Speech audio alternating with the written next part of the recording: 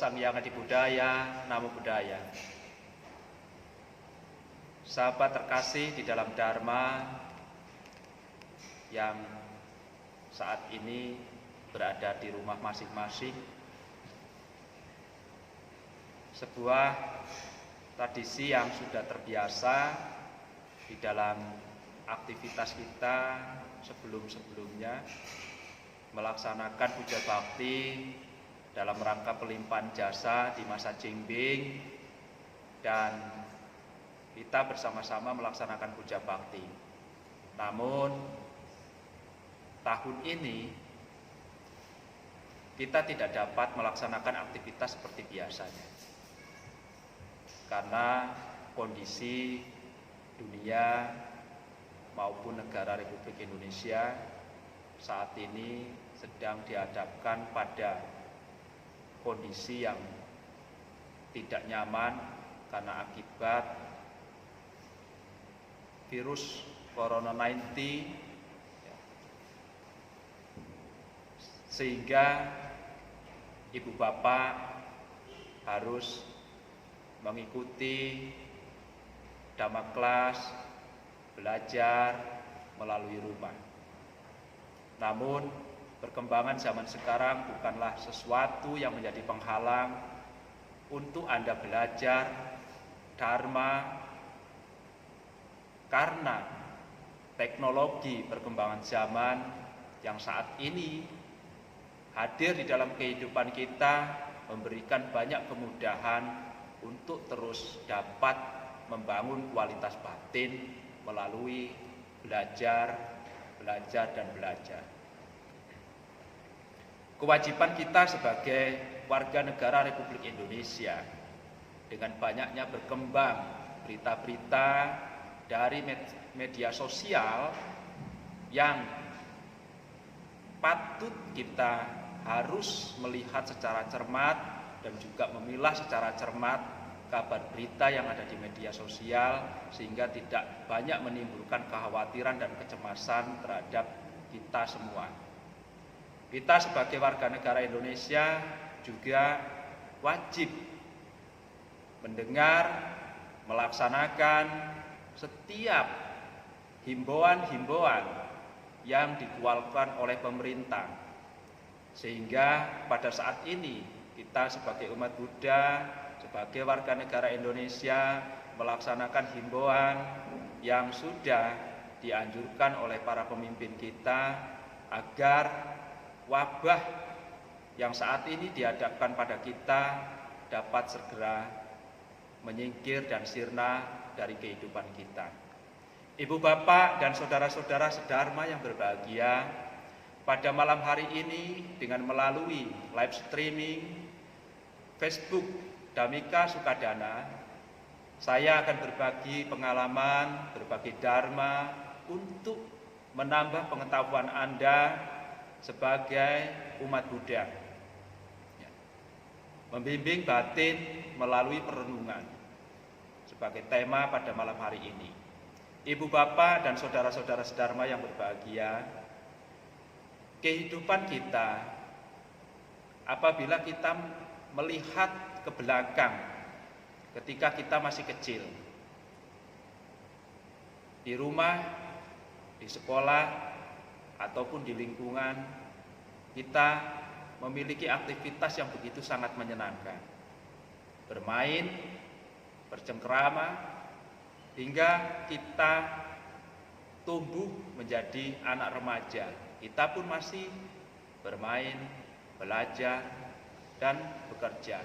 Terus akhirnya kita tumbuh menjadi orang yang dewasa. Bekerja, bermain, jalan, belajar, dan seterusnya. Ibu bapak dan saudara-saudara sedharma yang berbahagia, selama kondisi ekonomi, keuangan kita masih baik, semuanya berjalan baik-baik saja. Selama kondisi jasmani kita ini sehat, semuanya berjalan baik-baik saja. Tetapi kita bisa melihat di dalam kehidupan sehari-hari, Ketika seseorang dihadapkan pada kondisi yang tidak menyenangkan, keuangan yang sudah tidak membaik, ekonomi yang sudah tidak membaik, kesehatan yang sudah tidak membaik, orang-orang akan mulai kalut. Kehidupannya mulai kacau, pikirannya mulai kacau, ketakutan-ketakutannya pada kondisi yang tidak diharapkan mengkondisikan batinnya menjadi kacau. Ketika masih sehat, orang bebas. Ketika masih cukup, orang bebas kemana dia mau pergi. Apapun aktivitas yang bisa menyenangkan panca indera, maka akan dilaksanakannya. Makan. Apa yang bisa dimakan dan bisa dinikmati, orang semua akan melakukannya.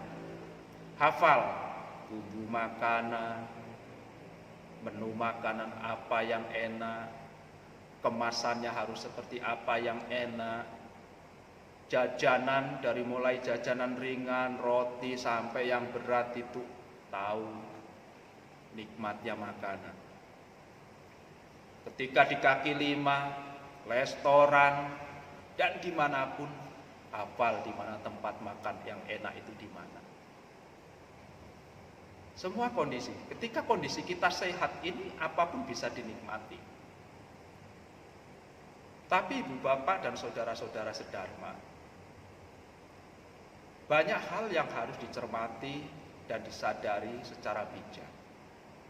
Saya akan menceritakan sebuah kasus, sebuah pengalaman ketika saya diundang oleh seorang umat dan dimintai untuk mendoakan orang tuanya yang sudah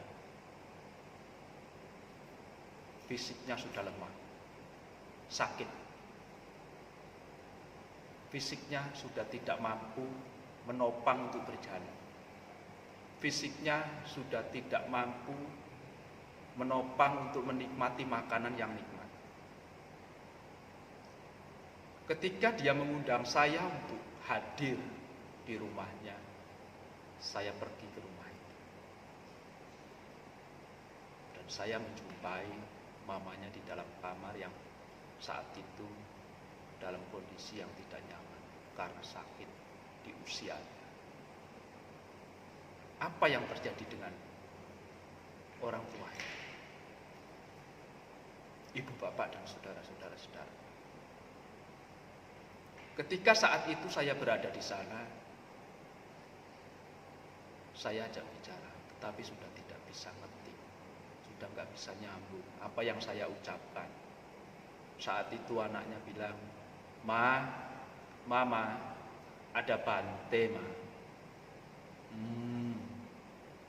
Dia cuma ngeliatin, tapi tatapan itu bukan tatapan yang benar-benar paham bahwa ada kehadiran seorang biku.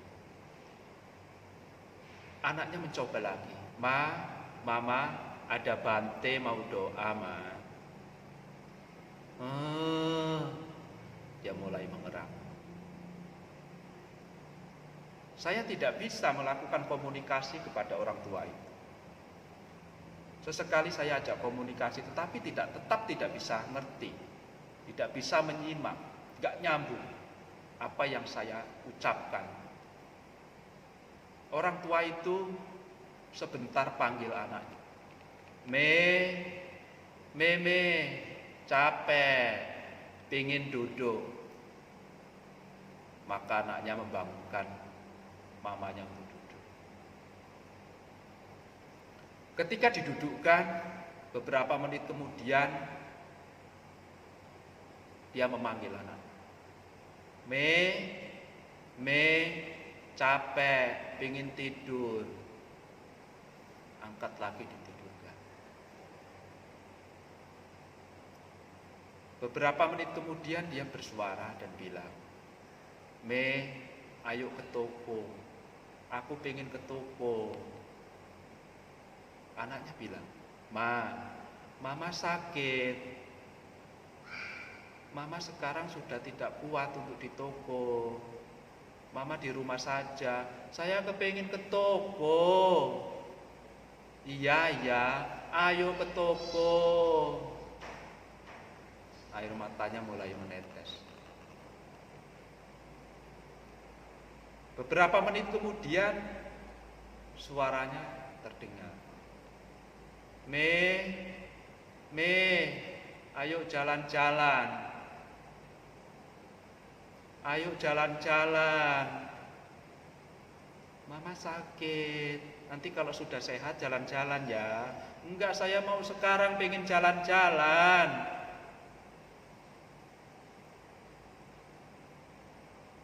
Terus merintih. Saya capek. Saya capek. Ibu bapak dan saudara-saudara saudara. Anak-anaknya juga tidak mengerti apa itu ajaran Buddha. Ya umat Buddha, iya umat Buddha. Dia tidak tahu apa itu pikiran yang kacau, dia tidak tahu. Bagaimana harus membimbingnya, dia tidak tahu. Apalagi mamanya yang sudah sakit. Apa itu sakit, dia tidak tahu apa itu sakit. Apa itu perasaan yang kacau, dia tidak tahu perasaan yang kacau. Dia tidak tahu. Dia taunya adalah ketika jenuh, dia jalan-jalan. Ketika suntuk, dia bekerja dan sebagainya. Anak-anaknya pun tidak tahu. Apakah dia pernah kuliah? Tapi hanya datang, berkunjung, pai-pai, pulang, pai-pai, pulang. Saya pun tidak kenal. Kenal ketika dia meminta untuk mendoakan mamanya. Ibu bapak dan saudara-saudara. Bahkan anaknya pun tidak tahu harus bagaimana. Apa yang harus dilakukan. Saya sendiri juga kebingungan. Kenapa? Karena fisik sudah tua dan orang itu tidak terbimbing. Dia sudah tidak mampu menerima apa itu dharma, apa itu kekacauan batin, apa itu pikiran yang gelisah. Dia tidak tahu. Kenapa tidak tahu? Karena ketika fisik ini masih sehat, ketika pikiran ini masih fresh, aktivitas sehari-harinya adalah ke toko, harus bekerja, hari Minggu ketika suntuk pergi jalan-jalan, lihat pemandangan, makan. Minggu liburan, hari libur suntuk, jalan-jalan. Semua memanjakan kesenangan indranya. Lidahnya dimanjakan, telinganya dimanjakan dengan nyanyian suara-suara, matanya dimanjakan dengan keindahan-keindahan. Tetapi ketika fisik ini sudah tidak mampu menopang, dia tidak tahu dan tidak siap untuk menghadapi itu karena ketidaktahuan. Ketidaktahuan. Banyak orang berpikir bahwa dengan bekerja, jalan-jalan, itu sudah cukup dengan membahagiakan diri. Sudah cukup dengan itu. Bahkan dia tidak tahu apa itu sakit, apa itu tua. Dia tidak tahu. Ketika sakit, taunya tidak nyaman dan harus mengerang. Aduh, sakit, kacau, stres. Tidak cuma 1-2 kali. Ketika saya harus mengunjungi kondisi-kondisi saudara-saudara.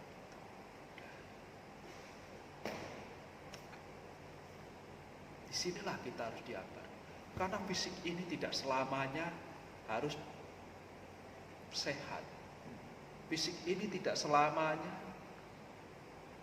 harus bertahan menjadi tetap muda dan kuat. Buddha mengingatkan kita, fisik ini sarang penyakit. fisik ini lapuk, fisik ini berubah, fisik ini lemah. Tapi bagaimana caranya agar batin ini untuk menjadi kuat ketika dihadapkan pada perubahan-perubahan fisik? Ketika tidak terbimbing, tidak memiliki pembelajaran yang cukup, itu menderitanya bukan main, sangat-sangat menderita. Buddha itu menggambarkan ketika orang-orang itu tidak terpelajar, ketika orang-orang itu tidak terbimbing, seperti orang kena panah. Panah pertama kena, sudah teriak, sakit, kacau. Panah kedua datang lagi, tambah sakit lagi, kacau lagi. Apa ilustrasi maksud itu? Panah pertama itu adalah kondisi fisik kita yang berubah. Kedua adalah mental kita. Batin kita sakit, fisik kita sakit. Siapa yang akan menolong semua itu? Tidak akan ada yang bisa menolong. Sulit dan tidak mudah apabila kita tidak mengedukasi diri kita sendiri. Tidak melatih mental kita agar siap menghadapi sebuah proses perubahan. Dia tidak tahu apa itu perasaan menyenangkan, apa itu perasaan yang tidak tahu. Apa itu usia tua, apa itu sakit, dia tidak tahu.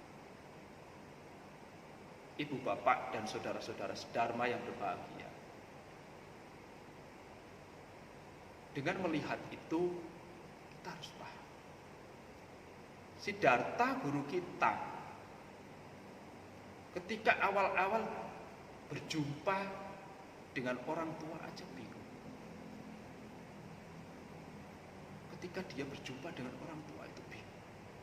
Dia bertanya sama Cana, Cana, itu makhluk apa? Oh, itu orang tua. Kita bakal tua, keribut, melemah seperti itu. Iya, semua orang bisa seperti itu. Siddhartha itu kan. Dan dia mulai berpikir untuk melihat itu secara mental.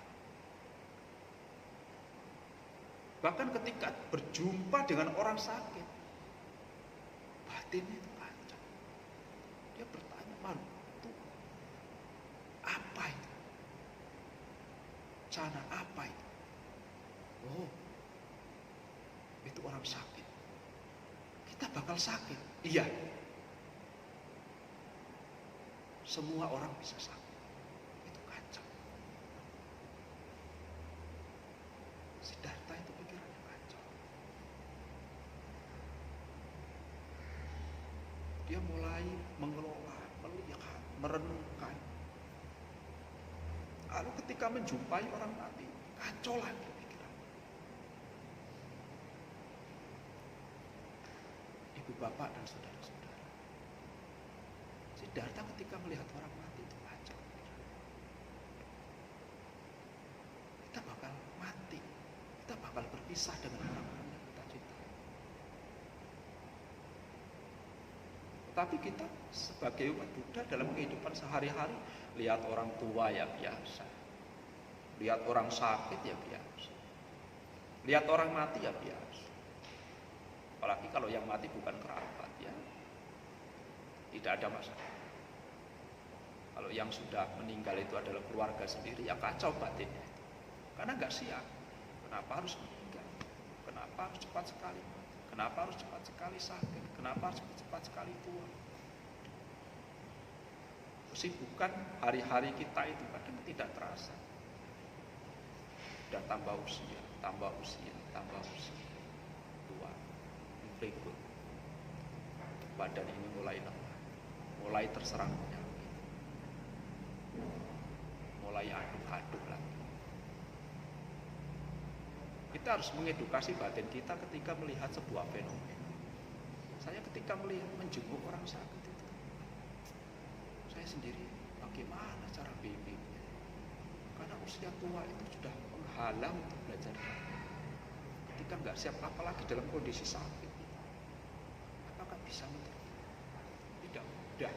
Sekalipun kemungkinan bisa, tapi tidak mudah. Tidak mudah. Ibu bapak dan saudara-saudara sedharma yang berbahagia, pentingnya kita sebagai umat Buddha untuk melihat sebuah kenyataan hidup di dalam keseharian kita. Kita dihadapkan pada kondisi seperti itu, sedemikian rupa. Maka Buddha itu memberikan petunjuk, anjuran agar kita dapat merenungkan dalam kehidupan sehari-hari.